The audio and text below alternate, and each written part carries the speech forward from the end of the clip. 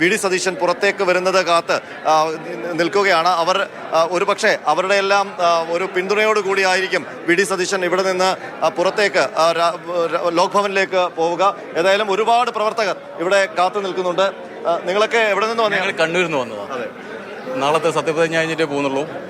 പിന്നെ ട്രെയിൻ ഇറങ്ങി നേരെ ഇങ്ങോട്ട് പോകുന്നു. അതെ, ട്രെയിൻ ഇറങ്ങി നേരെ കൺട്രോൾമെന്റ് ഹൗസിലേക്ക് വന്നു. നാളെ സത്യപ്രതിജ്ഞ കഴിഞ്ഞു, എന്നിട്ട് മാത്രമേ പോവുള്ളൂ. ഇനി ഒരു തുടർ ഭരണം, അതാണ് ഞങ്ങളുടെ പ്രതീക്ഷ. അതെ, 5 വർഷം കഴിഞ്ഞാൽ വീണ്ടും ഭരണം വേണം. വൈക്കം ചെമ്പ് ആണോ? വൈക്കത്തുനിന്ന് വരിക? വൈക്കം പാലക്കാട്.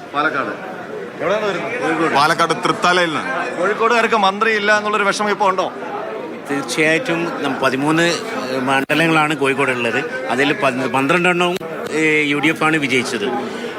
അങ്ങനെ കേൾക്കുന്നുണ്ട്, പക്ഷേ അത് എത്രത്തോളം സത്യമാണെന്ന് അറിയില്ല. തീർച്ചയായിട്ടും പ്രതീക്ഷ നിലനിൽക്കുന്നുണ്ട്. എറണാകുളം മുഖ്യമന്ത്രിയുടെ നാട്ടിൽ നിന്ന് മുഖ്യമന്ത്രി ആയതിനു ശേഷമേ ഞങ്ങൾ ഇനി മുഖ്യമന്ത്രിയെ കൊണ്ട് തിരിച്ചു പോകുന്നുള്ളൂ. മലപ്പുറം വരുന്നു. വി ഡി സതീശൻ സാർ ഇനി നാളെ ഏറ്റെടുക്കാൻ പോവുകയാണ്. ഏകദേശം ഒരു 10 വർഷം തന്നെ അദ്ദേഹം തുടർച്ചയായി വരുന്നില്ലേ? അതെ, ഞാൻ പയ്യന്നൂരിൽ നിന്നാണ് വരുന്നത്. ഈ വിജയം എന്ന് വെച്ചാൽ കേരളത്തിലെ പുതുയുഗത്തിലേക്ക് ഇതുവരെ കാണാത്ത രീതിയിലുള്ള ഒരു പ്രവർത്തനമായിരിക്കും നടക്കാൻ പോകുന്നത്. ആ ജനങ്ങൾക്ക് നേരിട്ടറിയാൻ പോകുന്ന അസുലഭമായൊരു മുഹൂർത്തമാണ് നാളെ തുടങ്ങുന്നത്. തീർച്ചയായിട്ടും വലിയ ആവേശത്തിലാണ് രതീഷ് ഈ പ്രവർത്തകരെല്ലാം. എനിക്ക് ചുറ്റും കാണുന്നത് ഇതൊരു കൊച്ചു കേരളമാണ്. തിരുവനന്തപുരമുണ്ട്, കണ്ണൂരുണ്ട്, കോഴിക്കോടുണ്ട്, മലപ്പുറമുണ്ട്, പാലക്കാടുണ്ട്.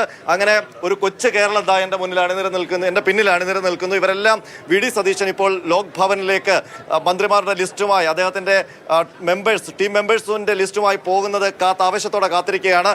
അവർ ആഗ്രഹിക്കുന്നത് മറ്റൊന്നുമല്ല, ഈ 5 വർഷം ഭരിച്ച ശേഷം ഒരു തുടർ ഭരണം വി ഡി സതീശൻ്റെ നേതൃത്വത്തിൽ ഇനിയും ഉണ്ടാകും എന്നുള്ള പ്രതീക്ഷയാണ് അവരെല്ലാം വെക്കുന്നത്. ഏതായാലും 10 വർഷത്തിന് ശേഷം തലസ്ഥാനത്ത് വീണ്ടും UDFന്റെ സർക്കാർ അധികാരത്തിൽ, തിരുവനന്തപുരത്ത് സെക്രട്ടേറിയറ്റിൽ UDFന്റെ സർക്കാർ അധികാരത്തിലേറുന്ന ആ നിമിഷം അവർ ആ സെക്രട്ടേറിയറ്റിന്റെ പിൻവശത്തുള്ള സെൻട്രൽ സ്റ്റേഡിയത്തിൽ ആ ആവേശം കാണാൻ വേണ്ടി ഇപ്പോഴേ വന്നു നിൽക്കുന്നവരാണ്.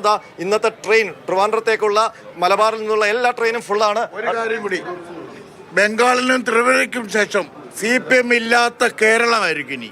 അതെ, അങ്ങനെ രാഷ്ട്രീയമായ ഒരു ആവേശം കൂടി അവർക്കുണ്ട്.